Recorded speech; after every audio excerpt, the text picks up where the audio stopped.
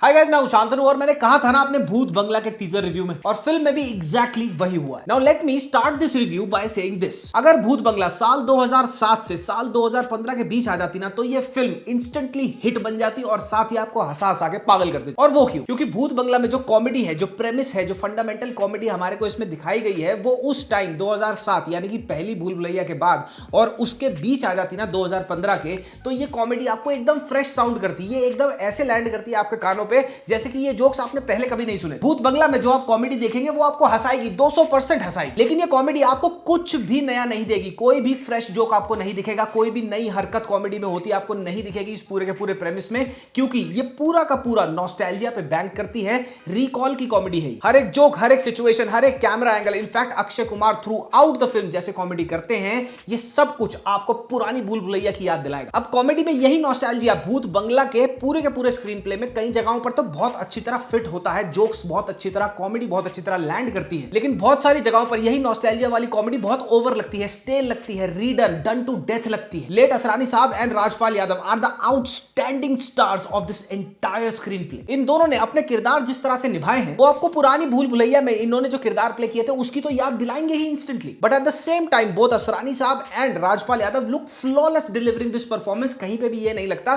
कि ये बहुत ज्यादा फोर्स्ड है। असरानी साहब का अच्छा खासा स्क्रीन टाइम है थ्रू आउट द फिल्म, और वो हर फ्रेम, हर सीक्वेंस, हर शॉट को बहुत ही अच्छी तरह जस्टिफाई करते हैं, and surprisingly so at this age. लाजमी सी बात है, आपको उनके चेहरे पे उम्र दिखेगी, लेकिन what surprised me the most that he still delivered every dialogue, every shot with full energy. Rajpal Yadav साहब का भी काम बहुत बढ़िया है फिल्म के अंदर, लेकिन इन्होंने राजपाल यादव साहब के कैरेक्टर के साथ पता किया क्या है? अब अक्षय कुमार और राजपाल यादव की पुरानी फिल्मों को एक साथ अगर आप रिकॉल करोगे तो उनमें से कुछ चीजें बहुत स्टैंड आउट करती हैं इन दोनों की केमिस्ट्री में। पहला है तू तू मैं। इन दोनों के कैरेक्टर्स के बीच में इनकी कोई भी फिल्म उठा लो, बड़ी जबरदस्त तरीके से तू तू मैं होती है, अबे मार दूंगा, अबे ये हो जाएगा, वो कुछ कर रहा है, वो ये कर रहा है, खींचातानी बहुत होती है। और दूसरी है इन दोनों के बीच में फिजिकल कॉमेडी। फॉर एग्जांपल कोई भी फिल्म उठा लो आप, अक्षय कुमार कहीं ना कहीं इनके बाल खींच रहे होते हैं, इनकी गुद्दी थाम लेते हैं, इनको मार देते हैं, चाटा मार देते हैं, उससे इन्वोक करी जाती है कॉमेडी। अब भूत बंगला में राजपाल यादव के बहुत सारे कॉमेडी सीन्स ऐसे हैं जहां पे अक्षय कुमार और इनके बीच में से फिजिकली कॉमेडी निकाली जा रही है, यानी ऑलमोस्ट हर दूसरे जोक पे जहां पे अक्षय कुमार इनके साथ स्क्रीन स्पेस शेयर कर रहे होते हैं, वो कुछ ना कुछ थप्पड़ लगा देते हैं, मार देते हैं, पीट देते हैं, कुछ ना कुछ कर देते हैं, और वहां से जोक्स डिराइव करने की कोशिश करी गई। अब ये चीज कुछ कुछ जगहों पे तो अच्छा नॉस्टैल्जिया ट्रिगर करती है और आपको पुराने दिन याद आ जाएंगे कि हाँ भाई, इनमें तो ऐसी गुत्थम गुत्था होती थी, लेकिन एक पॉइंट के बाद जाके आपको ऐसा लगने लगेगा, एटलीस्ट मेरे को तो ये लगने लग गया था कि राजपाल यादव से जोक्स कम डिलीवर कराए जा रहे हैं, उनसे पंचेस कम डिलीवर कराए जा रहे हैं, सिचुएशन कॉमेडी कम कराई जा रही है, रादर देन उनको एक पंचिंग बैग की तरह रखा हुआ। लेकिन राजपाल यादव का काम अगर आपको याद होगा भूल भुलैया 2 और 3 में, और उस काम को, उन दोनों फिल्मों के काम को आप कंपेयर करेंगे राजपाल यादव के कैरेक्टर और उनके काम से, इस फिल्म में यानी कि भूत बंगला में माइल्स अपार्ट है। भूत बंगला में उनका काम बहुत बेटर है। पर्सनली बताऊं तो मेरे को परेश रावल साहब का काम कोई इतना आउटस्टैंडिंग नहीं लगा। भूत बंगला में उनका जो कैरेक्टर है, जिस हिसाब से उस कैरेक्टर की हरकतें हैं, डायलॉग डिलीवरी है, वो इनक्रेडिबली क्लोज लगता है उनका भूल भुलैया वाले कैरेक्टर से। लंबी सांसें लेना, एकदम से चौंक जाना, एकदम से स्टार्टल हो जाना किसी चीज को देख के, आपको ये चीज ना भूल भुलैया का रिकॉल ही देती रहेगी। ठीक ठाक सा काम है, ऐसा कुछ नहीं है कि आपको बहुत लंबे टाइम तक याद रहेगा। Now talking about the elephant in the room, जो है अक्षय कुमार और उनकी एक्टिंग भूत बंगला। सबसे पहले तो याद करो वो सारी की सारी कॉमेडी फिल्में जो आई थी मिड 2000 में, प्रियदर्शन और अक्षय कुमार। आज भी उनमें से कोई भी फिल्म आप उसको उठा के देख लो, उसमें आपको एक चीज कॉमन दिखेगी, और वो है अक्षय कुमार की एफर्टलेसनेस। गरम मसाला, भागम भाग, भूल Bhulaiyaa, you name it, Akshay और प्रियदर्शन ने जब भी साथ में काम किया है, अक्षय ने जो परफॉर्मेंस दी है वो कहीं से भी फोर्स्ड नहीं लगती थी। कहीं भी ये नहीं लगता था कि कैमरे के आगे अक्षय कुमार अपने दिमाग में ये फीड करके आए हैं कि यार अब ना मैं यहाँ पे जबरदस्त तरीके से कॉमेडी करूंगा, यहाँ पे ऐसे कर दूंगा तो लोग हंसने लग जाएंगे। वो फिल्म में देख के आपको ये लगता था he is just doing the role, he is enjoying, he is having fun with it, और वही चीज ने ह्यूमर को इंड्यूस किया था। और उनको खुद नहीं पता था कि उनकी ये effortless comedy back in those films iconic बन जाएगी, जो आज तक आइकॉनिक है। लेकिन भूत बंगला में अक्षय कुमार की कॉमेडी के साथ सबसे बड़ी प्रॉब्लम है कि वो कॉमेडी कर रहे हैं ये दिमाग में रखते हुए कि मेरे को पुराने वाला अक्षय कुमार बनना है। उनको पता है कि सोशल मीडिया पे मेरे राजपाल यादव के या फिर मेरे और परेश रावल के जो कैरेक्टर्स हैं, इनके ये वाले ऐसे वाले मीम्स चलते हैं, तो मैं शायद ऐसे एक्ट करूंगा तो लोगों को और ज्यादा फनी लगेगा। भूल भुलैया उठा लो, गरम मसाला उठा लो, जहां पर भी राजपाल यादव और अक्षय कुमार ने एक साथ काम किया है जिन भी फिल्मों में, वहां पे जबरदस्ती में गुद्दी नहीं थाम लेते थे अक्षय कुमार का कैरेक्टर राजपाल यादव के कैरेक्टर का। भूत बंगला में हर दूसरे शॉट में राजपाल यादव की या तो बाल खींचे जा रहे हैं या तो उनकी गुद्दी पकड़ी जा रही है। अक्षय कुमार को लग रहा है ये करने से मैं और ज्यादा फनी लगूंगा, बिकॉज यही वाले तो मीम्स चलते हैं मेरे। And this is the exact problem with Akshay Kumar character and the comedy he is trying to pull off in Bhoot Bangla. आपको आधी से ज्यादा जगह,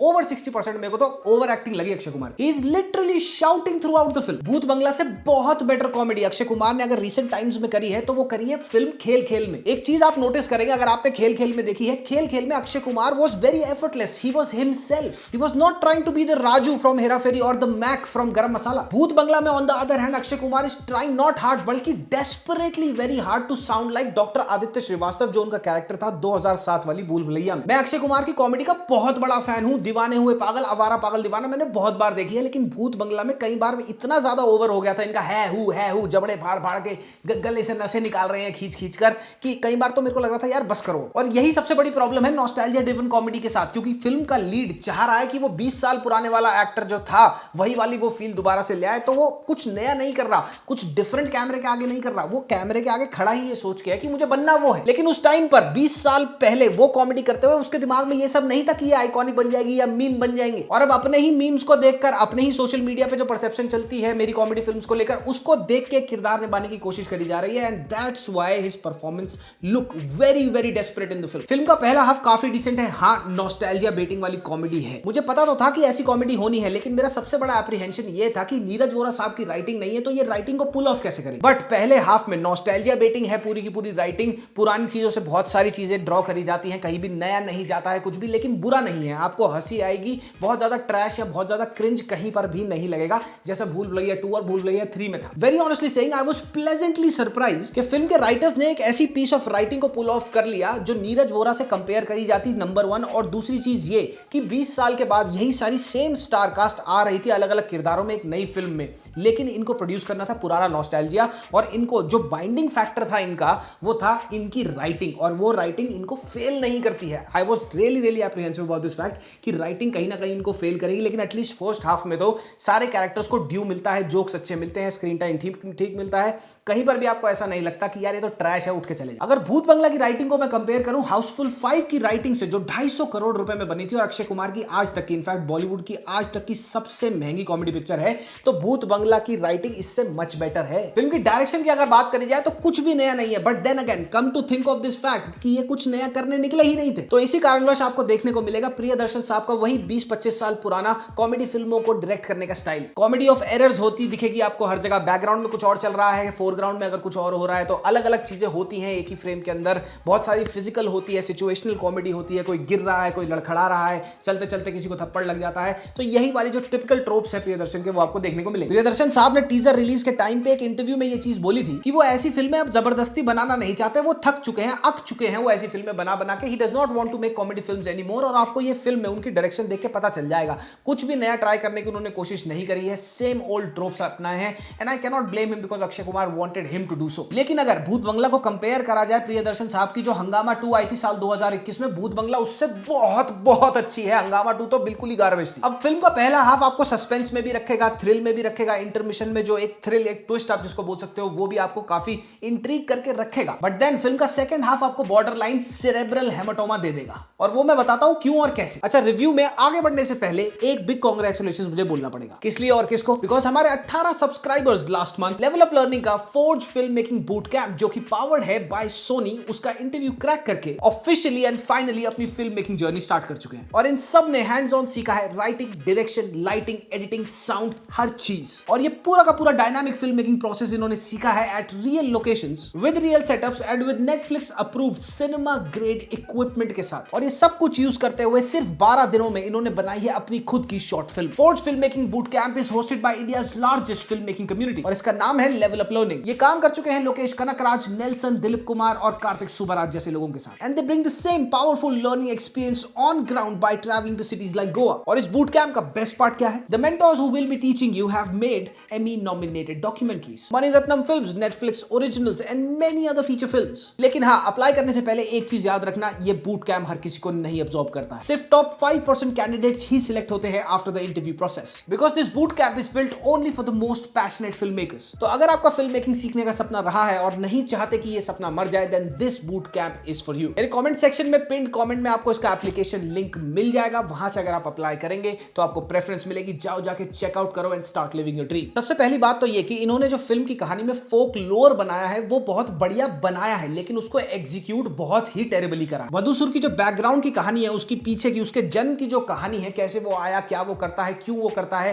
किसने उसको श्राप दिए हैं और किसने उसको वरदान दिए हैं, ये पूरी कहानी सुनने में आपको बहुत मजा आएगा, अच्छी लगेगी। बट देन आपको पता चलता है कि वधूसुर लाइट से डरता है। अब आपको लगेगा कि भैया वधूसुर अगर लाइट से डरता है तो भैया सूरज की बात हो रही होगी, लेकिन नहीं, अक्षय कुमार वधूसुर को डरा देता है। किससे? एक गंडमरे से, नोकिया 1100 की फ्लैश लाइट से। वधूसुर एक शॉट में अक्षय कुमार को मारने आ रहा होता है, अक्षय कुमार के साइड में फ्रिज पड़ा होता है, वो फ्रिज पे लात मारता है, अंदर से इतनी ज्यादा किरणें निकलती हैं लाइट की कि वधूसुर की मैया पुज जाती है। अच्छा, वधूसुर की जो ताकतें हैं ना, वो एक बंदे के पास होती हैं। वो कौन होता है मैं आपको नहीं बताऊंगा, लेकिन ये जरूर बताऊंगा कि उसके पास, वधूसुर के पास जो ताकतें होती है ना, उनमें से एक ताकत ये होती है कि उसको वरदान होता है शिव जी का। अब वधूसुर की ताकतें जिस बंदे के अंदर होती हैं, जो पिशाच होता है, तो लाजमी सी बात है कि अगर उसको शिव जी का वरदान है तो उसके पास ऐसी ताकतें होंगी जिसने उसको, उसकी ताकतों को इनहेरिट किया है कि वो भैया आदमियों को तो ऐसे ही पेल देगा, आदमी इंसान तो उसके सामने बचेगा ही नहीं। लेकिन अक्षय कुमार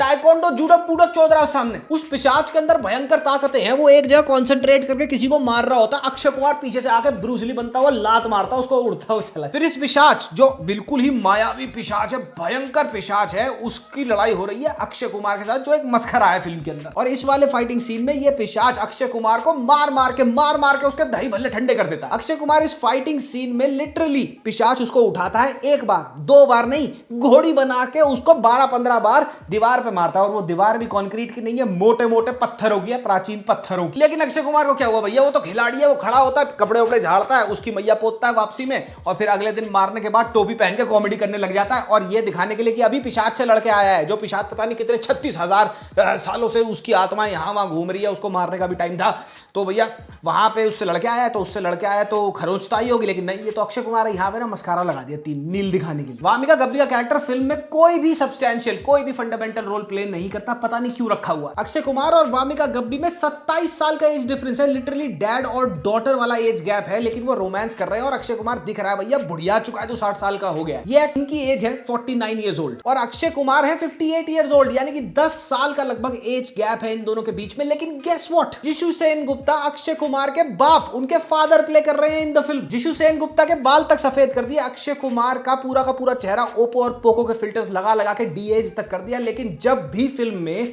अक्षय कुमार बोलेगा ना पापा या फिर पापा पिताजी, ये बोलता दिखेगा ना जिशु सेन गुप्ता को, आपको हंसी आई। You could have literally casted somebody else who was 10 years elder to Akshay Kumar, लेकिन नहीं, नॉस्टैल्जिया भी तो चोदना है ना, तो इसीलिए जिशु सेन गुप्ता को लेके आओ। ये है मिथिला पालकर और इनकी एज है 33 इयर्स ओल्ड। ये फिल्म में अक्षय कुमार की छोटी बहन प्ले करती है और बताया जाता है कि इन दोनों में 12 साल का एज गैप है। बाय गॉड, बड़ा भाई नहीं बाप लग रहा है फिल्म में अक्षय कुमार। इसका एज अप्रोप्रिएट कास्टिंग का तो ऐसा लगता है इन्होंने नाम ही नहीं सुना या फिर सुनते हुए भी अनसुना कर दिया, जब आप देखोगे कि अक्षय कुमार की जो इमीडिएट फैमिली है उनको कास्ट कैसे किया गया है। और यही नहीं, फिल्म की कहानी में, स्क्रीन प्ले में मुंह फाड़ के किसी को भी 20-25 साल आगे कर देते हैं, 25-30 साल पीछे कर देते हैं और वो वैसे के वैसे ही लगते हैं। कहानी के मुताबिक अक्षय कुमार का कैरेक्टर जब हवेली में एंटर करता है तो वो no more than 35-36 year old होना चाहिए। और जब फिल्म खत्म होगी, कहानी खत्म होगी, तब आपको पता चलेगा कि कहानी 25 साल आगे जंप ले चुकी है, 24-25 साल, और अक्षय कुमार का कैरेक्टर अभी भी वैसा ही दिख रहा है। फिल्म में हवेली के अंदर में जो शूटिंग हुई है उसको छोड़ के जो इन्होंने जंगल के सेट लगाए हैं, बाय गॉड मेरे स्कूल के एनुअल डे में बेटर सेट लगते थे। उस श्यूतियों की टोली ऐसे खोलती है दरवाजा हवेली का, सीधा जंगल में पहुंच जाती है। एक मंदिर और एक पेड़ को ढूंढा जा रहा है जो हजारों सालों से किसी को नहीं पता, लेकिन ये हवेली खोलते हैं, 10 मिनट इधर उधर अपनी गांड मटकाते हैं, अरे वो रहा मंदिर तो। अच्छा, कई जगहों पर हॉरर जो है ना वो बहुत अच्छी तरह से लिया गया है। I was also very surprise कि कुछ जंप स्केयर्स आपको एक्चुअली में स्केरी लगेंगे, कुछ आपको काफी ज्यादा गिमिकी से लगेंगे, लेकिन कुछ फेल नहीं करते आपको उस टाइम बीइंग के लिए, उस मोमेंट इन टाइम के लिए डराने के लिए। कुछ शॉट्स इन्होंने अंधेरे में लिए हैं, वो इतने ज्यादा काले हैं कि मेरे तो झिल्लियां और पुतलियां ही छोटी हो गई। सेकंड हाफ के लास्ट के 20 मिनट तक पहुंचते पहुंचते ना आप अपने बाल खींचने लग जाओगे कि यार अब ये खत्म हो, अब ये खत्म हो, हर चीज बहुत ही ज्यादा प्रेडिक्टेबल बन जाती है। फिल्म में गानों और बैकग्राउंड म्यूजिक की बात करी जाए तो सबसे फनी चीज ये है कि भूल भुलैया 1 में जो गाने और जो बीजीएम था वो आज तक आइकॉनिक है। भूल भुलैया 1 का ऑलमोस्ट कोई भी गाना उठा लो, you will still jive to it. और भूत बंगला के गाने उतने ही अंडरवेलमिंगली खराब हैं। टेक्निकली फिल्म का जो एंटायर मेकअप है ना वो एक कॉलेज प्रोजेक्ट लगता है। फिल्म के अंदर एक कैरेक्टर है, ज्यादा स्क्रीन टाइम नहीं है उसका नाम है काली, उसको डबिंग करी गई है, उसकी ऑडियो सिंक करा गया है, ऊपर से आवाज डाली गई है, वो होठ हिलाता है, आपको साफ पता दिख जाएगा कि ये डबिंग करी गई है। और कई जगहों पे तो आउट ऑफ सिंक है। जंप स्केयर्स के लिए जो बीजीएम यूज करा गया है, ढूं ढा ढूं, जो टिपिकल बीजीएम होता है जंप स्केयर्स में, वो इतना लाउड है कि आपकी कान के पर्दे कांप जाएंगे। राइटिंग और सिनेमेटोग्राफी भी कुछ बहुत आउटस्टैंडिंग है नहीं ऑनेस्टली। तो गाइस वेरी ऑनेस्टली सेइंग बहुत ही अबव एवरेज सी ये फिल्म है। कोई भी ऐसा चीज नहीं है गांड फट जाए जिसको देख के।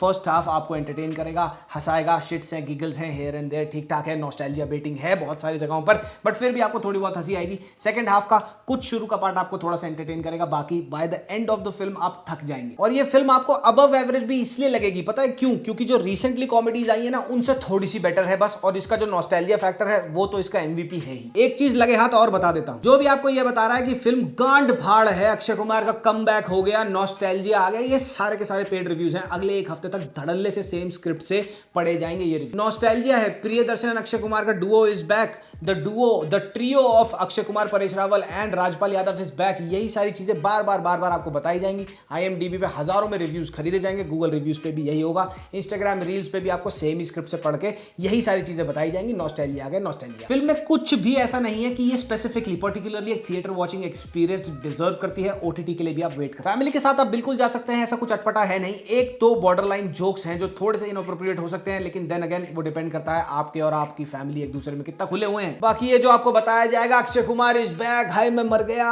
प्रियदर्शन इज बैक, ये सब चौध बंगला है, ऐसा कुछ भी नहीं है। कोई भी कमबैक नहीं होने वाला है। फिल्म की लागत 120 करोड़ की है, नियरली 180 करोड़ इनको कमाने पड़ेंगे, नियरली इतना ही पैसा कमाना पड़ेगा to make it a clean hit. मुझे नहीं लगता जिस हिसाब से चल रही है कमा पाएगी। देखते हैं नेक्स्ट वीक इसका क्या होगा। Although I wish Akshay Kumar all the luck, I wish Priyadarshan साहब ऑल द लक। मैं पिछले 1.5-2 साल से ये बात कहता आ रहा हूं और दोबारा कह देता हूं कि अक्षय कुमार का कमबैक बेबी 2 जैसी एक फिल्म कराएगी या फिर खिलाड़ी को एक अच्छी तरह से एक अच्छे एक्शन डायरेक्टर के साथ रीबूट किया जाए। यही दोनों सबसे बढ़िया तरीके हैं अक्षय कुमार के एक बहुत ही क्रेडिबल कमबैक के, वरना ऐसी फिल्में आएंगी और मंडे तक फिर पिट के निकल जाएंगी। Nobody would care. And over the weekend में एक वीडियो ड्रॉप करने की सोच रहा हूं, ओपिनियन पीस होगा वो। अगर आपको वो देखना है तो बताते जाना कमेंट सेक्शन में, मुझे बताना येस और नो। और उसका टॉपिक होने वाला है कि कैसे अक्षय कुमार अपनी डेस्परेशन के चलते इंडस्ट्री में ऑलमोस्ट इररिलेवेंट हो चुके हैं। तो आपको ये देखनी है, कमेंट सेक्शन में जरूर बताते जाना। तब तक के लिए आपको ये वीडियो कैसी लगी कमेंट सेक्शन में कमेंट करके जरूर बताना। मामा मियां लजाने पप्पी, बाय बाय।